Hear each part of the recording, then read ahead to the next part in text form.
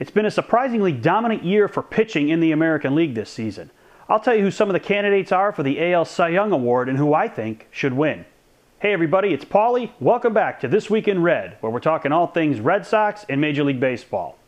In looking at the race for the American League Cy Young Award, a lot of the names are the usual suspects. Felix Hernandez, Justin Verlander, Jared Weaver, David Price.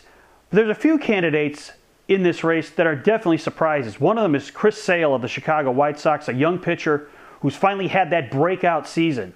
And if he leads the White Sox to the AL Central title, I think that he will indeed probably win this award, just for the fact that he's a young pitcher who kind of came out of nowhere and led his team to a division title. I think that he would be deserving of the award.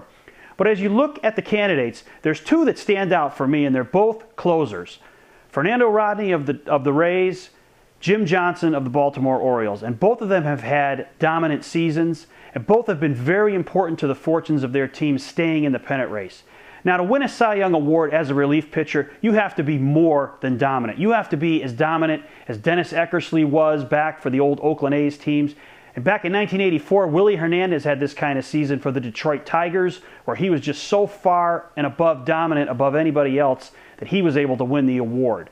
Now, I don't think that these two pitchers will win this award this year. I think there's too many good starting candidates, and say what you want, I think the writers privately think that the Cy Young is an award for a starting pitcher, again, unless a reliever so blows away the field that they can't do anything but give the guy the award. But let's give props to both Rodney and Johnson, two guys who really were not on the radar coming into the season, especially Johnson, who never really closed at any level in this way.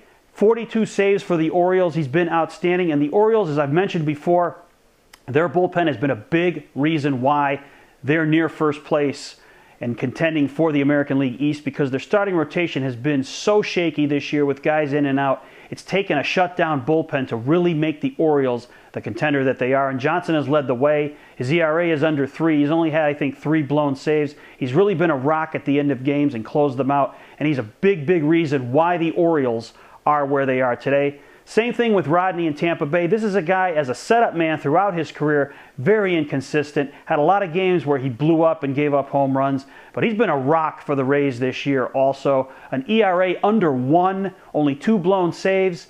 And he has, I think, the resume to possibly win the award in maybe another year where there weren't such dominant starting pitchers. But this year it's going to be tough. And as I said at the beginning, if I had a vote, I'd go with Chris Sale of the White Sox. Yes, I know, again, there's Verlander, there's King Felix, there's David Price, but Verlander won it last year, and as good as King Felix is, he's on a losing team in Seattle. That's a tough proposition, even though I know guys have won that award on losing teams before. And David Price, we know he's an outstanding pitcher with the Rays, but for Chris Sale to come out of nowhere and have that breakout season for the White Sox, he'd be my choice as the American League Cy Young Award winner this year. But how about you guys? Who's your choice for this year's AL Cy Young Award winner? Thanks for watching. Don't forget to subscribe and tell all your friends about This Week in Red.